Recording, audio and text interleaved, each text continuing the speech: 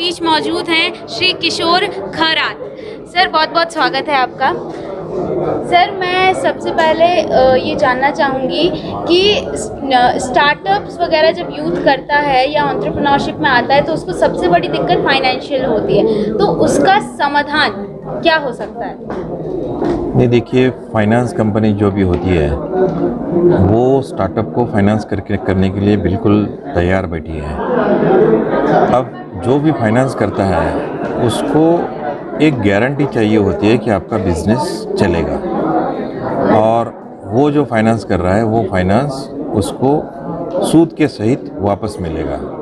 बस इतना कॉन्फिडेंस अगर किसी भी लेंडर को मिल जाए, आ जाए, तो लेंडर उसको फाइनेंस करते हैं। लेकिन वो एंटरप्रेन्योर की जिम्मेदारी होती है कि अपना जो प्रोजेक्ट है उस प्रोजेक्ट के बारे में काफ़ी जानकारी लेके वो कैसा सक्सेसफुल हो जाए, क्या स्ट्रैटेजी है उसकी बिज़नेस सक्सेसफुल करने की, उसकी जो वायबिलिटी है, फाइनेंशियल वायबिलिटी, किस प्रकार से वायबिलिटी बनती है, ये अगर उद्योजक को खुद को अगर कॉन्फिडेंस हो जाए कि यस मेरा बिज़नेस किसी भी हालत में ठीक से चलेगा, तो वो कॉन्फिडेंस वो लेंडर को देना चाहिए।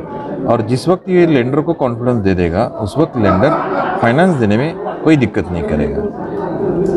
सर डिक्की के द्वारा आयोजित हुए इस SC/ST मेगा कॉन्क्लेव के बारे में क्या विचार है? नहीं, ये बहुत ही अच्छा प्रयास है, बहुत अच्छा इनिशिएटिव है डिक्की द्वारा।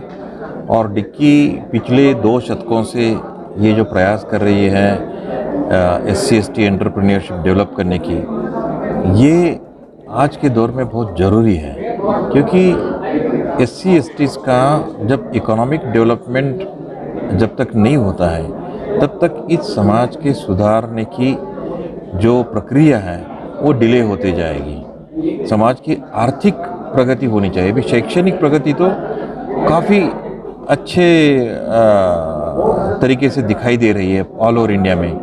आज SC/ST कैंडिडेट जो भी हैं वो काफ़ी सुशिक्षित हो गए हैं, शिक्षित हो गए हैं, लेकिन शिक्षित होने के बाद जो उनको नौकरी वगैरह चाहिए वो नौकरियां मिलती नहीं है। सरकारी नौकरियां में जो रिजर्वेशन का प्रावधान है वो बहुत लिमिटेड होती है।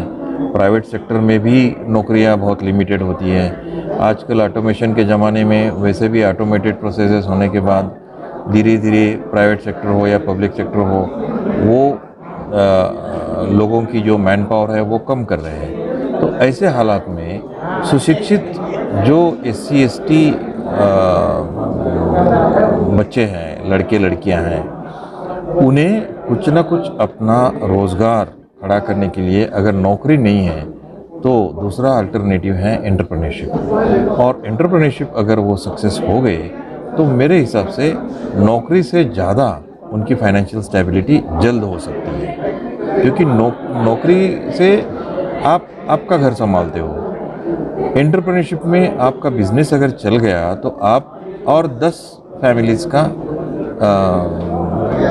बिजनेस की तरीके से उनका भी आप डेवलपमेंट कर सकते हो। तो इसलिए एंटरप्रेन्योरशिप डेवलपमेंट जो है वो हमेशा एम्प्लॉयमेंट से बेहतर है।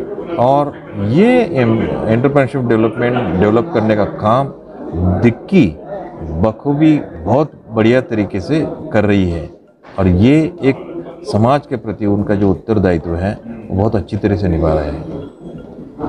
सर दलित उद्यमियों के लिए फाइनेंशियल कंपनीज में क्या पॉलिसीज हैं? देखो, दलित उद्योजकों के लिए स्टेट गवर्नमेंट, सेंट्रल गवर्नमेंट और सारे फाइनेंशियल इंस्टीट्यूशंस, इसमें काफ़ी सारे प्रावधान होते हैं। अगर दलित उद्योजकों के पास कैपिटल भी नहीं है अगर बिजनेस शुरू करने के लिए, तो काफ़ी सारे state government seed capital provide करते हैं। फिर काफ़ी सारे उनको ग्रांट मिलते हैं, सब्सिडीज़ मिलती हैं, और बैंकों में भी उनके लिए सेपरेट रिजर्वेशन होता है, प्रावधान होता है कि भाई कितना परसेंटेज जो लेंडिंग है वो SC/ST को जाना चाहिए। ये बिल्कुल रिजर्व बैंक ऑफ इंडिया की गाइडलाइन है। तो SC/ST जो एंटरप्रेन्योर हैं उनको इस प्रकार की फाइनेंशियल हेल्प बहुत सारे एवेन्यूज से मिलती है, लेकिन प्रॉब्लम ये है कि ये उद्योजकों को इन स्कीम्स के बारे में नॉलेज नहीं होता है और इसलिए वो उठा नहीं पाते उसका फ़ायदा। बहुत बहुत धन्यवाद सर अपना